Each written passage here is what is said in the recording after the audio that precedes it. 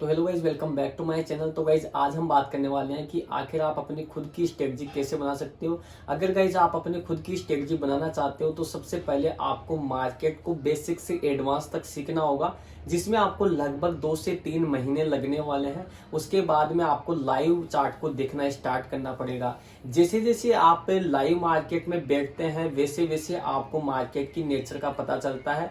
तो लगभग 1-2 महीने आपको मार्केट में बैठना है, लाइव मार्केट में उसको ऑब्जर्व करना है। उसके बाद में गाइज आपको क्या करना है, पुराने पिछले चार्ट को देखना है। लगभग 6 महीने से 1 साल तक के पुराने चार्ट को आपको देखना है। उन चार्ट में आपको ये ऑब्जर्व करना है कि आखिर 9.15 पे मार्केट कैसे काम किया, 9.20 की कैंडल पे कैसी कैंडल बनी, मार्केट में सपोर्ट पे मार्केट किस तरीके से बिहेव करता है, क्या सपोर्ट मार्केट में काम कर रहे हैं, क्या रेजिस्टेंस मार्केट में काम कर रहे हैं, या फिर ब्रेकआउट जो हो रहे हैं वो फेल हो रहे हैं कि काम कर रहे हैं। ये सारी चीजें आपको खुद ऑब्जर्व करनी होंगी, लाइव मार्केट में भी और पुराने चार्ट में भी। जैसे जैसे आप पुराने चार्ट को खंगालते हो वैसे वैसे आपको कुछ ना कुछ ऐसा मिलता जाएगा कि हाँ, ये चीजें बार बार होती है और ये चीजें इस तरीके से काम करती है। तो फिर बाद में गाइज आपको क्या करना है, एक नोटबुक लेना है। उस नोटबुक में आपको ये चीजें नोट करना है कि मार्केट किस तरीके से बिहेव करता है। मान लो कि अगर आपने 9.20 की कोई कैंडल देखी, उसके बाद की जो कैंडल बनती है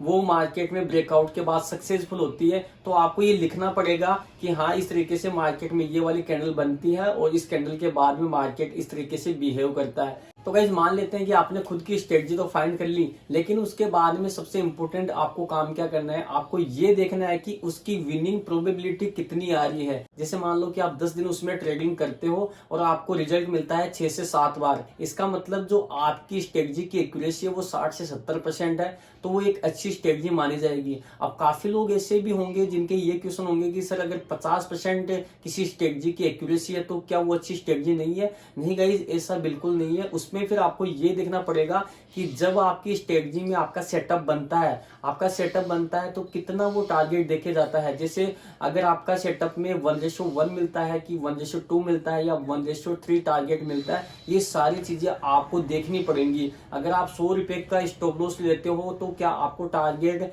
1:2 मिलता है, यानी कि 200 रुपए मिलता है कि 300 मिलता है, तो ये चीजें आपको देखना पड़ेगा। गाइज मैं आपको एक एडवांस टिप देना चाहूंगा, जब भी आप अपनी स्ट्रेटजी फाइंड करते हो तो आपको ये देखना होगा कि जब मार्केट सपोर्ट पे आता है तो वो कितनी बार मार्केट सपोर्ट लेता है, और अगर फेक ब्रेकआउट होते हैं तो वो कितनी बार काम करते हैं। आज तक आपने सपोर्ट पे बाई किया है, रेजिस्टेंस पे सेल किया है, हैमर कैंडल बनती है तो कॉल बाई किया है, इस तरीके से आपने काम किया है, लेकिन अब तक आपका पैसा नहीं बन पाया है। ये स्ट्रेटजी अब तक आपकी काम नहीं की है, इसकी एक्यूरेसी कितनी है, क्यों ये काम नहीं की, ये सारी चीजों का आंसर तब पता चले जब आप अपने माइंड को कुछ अलग तरीके से सोचोगे। अब आपको ये देखना पड़ेगा कि जब सपोर्ट पे सब बाई करते हैं, आपने भी बाई किया लेकिन आपका पैसा नहीं बना था, तो इस बार आपको ये देखना है कि सपोर्ट पे जब बाई करते हैं तो मार्केट थोड़ा ऊपर जाता है, उसके बाद में मार्केट गिरने लग जाता है और आपका स्टॉप लॉस लगा तो क्यों लगा, क्यों ना आप उस मूवमेंट को फाइंड करो जब मार्केट आपका नीचे आ रहा होता है और आपका स्टॉप लॉस ले लेता है। तो उस मूवमेंट में भी आप अपनी स्ट्रेटजी बना सकते हो, उसको भी आप अपना सकते हो।